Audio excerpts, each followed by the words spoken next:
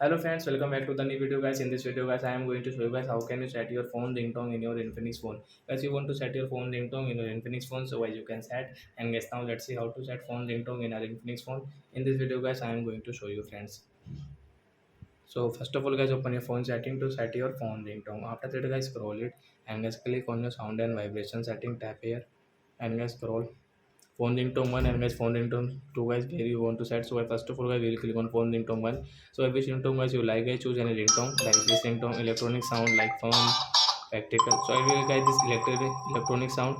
So I tap here and guys okay option, tap here. Then guys you can see phone ringtone will set and guys phone ringtone 2 guys you want to set. So I tap here and guys you can set a different ringtone like this one and okay.